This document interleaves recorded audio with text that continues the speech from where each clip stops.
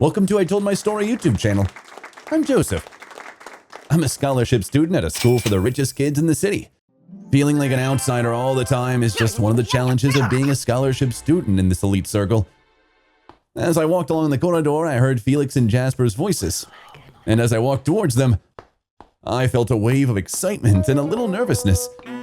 I knew that being friends with them would bring me one step closer to this rich and luxurious world. Come on, Joseph, we want to talk to you about something, Felix added with a sly smile on his face. Maybe this could be a turning point for me. Sure, what's up? I asked with a hopeful smile. Felix said, this weekend we're going on a family snow vacation. We are going to stay in a wonderful 5-star hotel. However, our teacher asked us to submit our homework by Monday. Jasper added, can you do the homework for us? For someone as smart as you, this shouldn't be a problem, right? As I listened to them, a storm of mixed emotions started to brew inside me. On the one hand, it hurt me a lot that they only called me to do their homework. But on the other hand, it made me appreciate their interest in me. Oh, of course, I said, smiling. No problem, I can handle it. Just have a nice vacation and don't worry. Inwardly, I thought how stupid I was, sacrificing my time and energy just to get one step closer to their luxurious lives. But maybe that was the price of making real friends. As I sat at the table for dinner, I felt a tense feeling inside me, envying my friends as I thought about the luxurious snow vacation they were going on this weekend. Dad, I want to do something this weekend, I said, excitement and desire in my voice. My father turned to me and asked, Sure, Joseph, what do you want to do? I want to go on a snow vacation, I said. I want to stay in a luxury hotel like Jasper and Felix. Dad paused for a moment and then nodded sadly. I'm sorry, son. We're not financially able to do that right now. But if you want, we can go bowling on the weekend. This answer angered me. Why don't you get a better job? I asked angrily. Why can't we be like other families? At that moment, my mother intervened. Joseph, dear, money is not everything in life. You must remember that health is the most valuable asset. Your father and I are working day and night to give you a better future, and we want to spend quality time with you this weekend. So let's go on a vacation like other families, I said sadly. You know that we can't afford it right now, but we can have a nice and enjoyable family activity during the weekend, my mother said. First, you can go bowling with your dad, and then I'll make a nice pizza when you get home. And we can end the night playing Monopoly. What do you think? No, I'll pass. I have a lot of homework to do anyway, I said and left the table without looking back. I spent the weekend doing Felix and Jasper's homework along with my own. It was still gnawing at me that my parents wouldn't take me on a vacation. When I stopped into the schoolyard on Monday, Felix and Jasper immediately walked up to me. Felix excitedly asked, Joseph, did you bring your homework files? Smiling, I said, Of course, here they are, and handed him the files. As soon as Felix took the file, he ran to the classroom. Then Jasper asked, Dude, you did do mine too, right? Of course, it's here too, I said and handed the assignment to Jasper. And Jasper, just like Felix, took the assignment file without saying thank you and ran to the classroom without looking back. I stared after them. It made me very sad that they took their homework files and ran away without thanking me. I felt a bit used. After school, as I was on my way home, a huge Jeep suddenly pulled up next to me. When I opened the window, I realized that Felix and Jasper were inside. I was excited, thinking that maybe they were going to take me with them. Felix excitedly asked, Joseph, can you take care of tonight's homework? My dad and I are going to the game tonight. Sure, no problem, I said. Jasper added, Great, we're so lucky to have a friend like you, dude. Just as I was about to answer, my phone rang. It was my mom. Son, your father had a heart attack at work. Come to the hospital right away, she said in an alarmed voice. My heart felt like it was in a squeeze along with the anxiety inside me. Just then, Felix sensed my distress and asked, Dude, is everything okay? Unfortunately, my dad had a heart attack and I have to go to the hospital right away, I replied, gasping for breath. Felix said, I hope he gets well soon, buddy. You can do the homework when you get home, he said, and closed the window of the huge Jeep. At that moment, I saw my reflection in the window of the Jeep, covered by the window tint. How naive I had been. I hadn't even been offered a ride to the hospital, and on top of that, I had been told, don't forget to do your homework. When I arrived at the hospital, I rushed to my mother, who was obviously worried. Mom, what happened? How is Dad doing? I asked, unable to hide my worry, which was evident in the tremor of my voice. My mother sobbed, her eyes now full of tears. Joseph, your father had a heart attack at work. He is now in intensive care. The doctor said his condition is very critical, she replied. Her words shook me deeply, and just then my father's doctor came to us. Turning my eyes to the doctor, I asked, Doctor, how serious is my father's condition? What can we do? I asked, trying to hide my fear.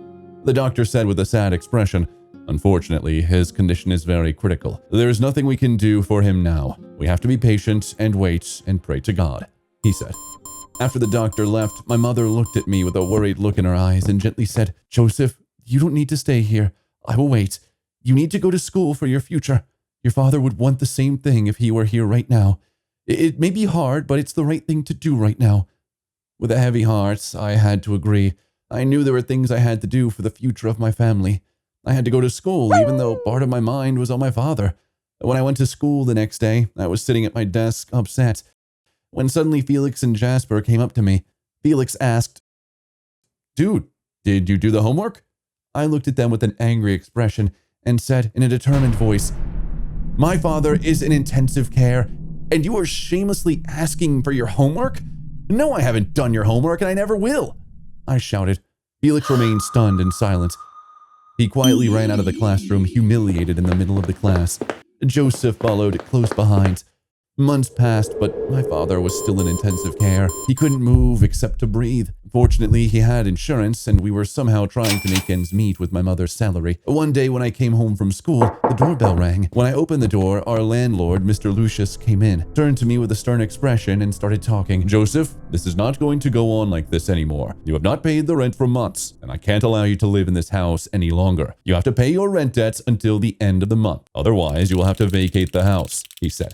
Worried, I said, Please, Mr. Lucius, my father is in intensive care right now, and we live only on my mother's salary. Mr. Lucius frowned and responded harshly. I don't understand. I have children too. You have by the end of the month to pay rent, and if you don't, you are forced to leave, he shouted. Embarrassed, I bowed my head. I understand, I said. After Mr. Lucius left, I immediately started looking for a job on the internet and found a job at a car wash.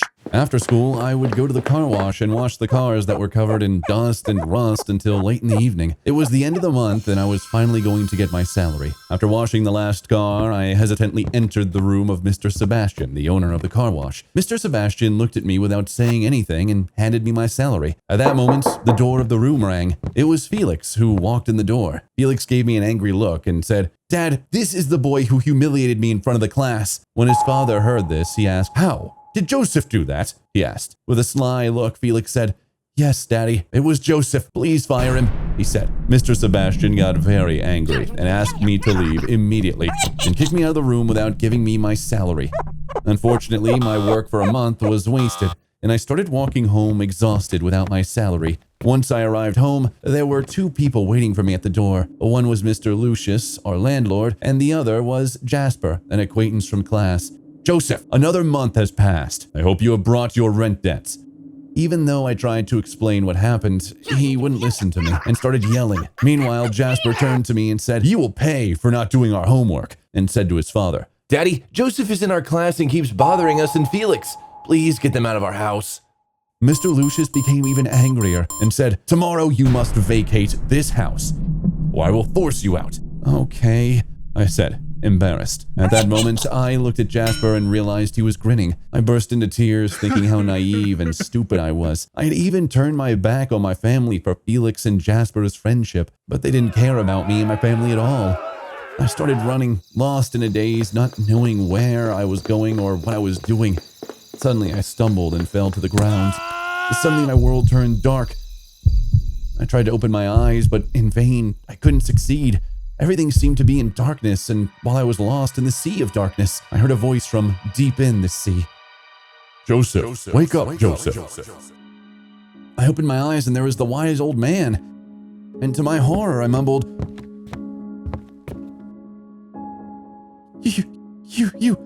I don't know who you are. The wise old man said, It doesn't matter who I am. You are a good boy, Joseph, and God is on the side of the good. I couldn't hold back my tears. Don't cry, Joseph, he said to me. Look at the sky. he said, looking into my eyes. What? I said with fearful eyes. He said the same thing again. Look at the sky. Suddenly, I opened my eyes and I was in the middle of an empty field I didn't know.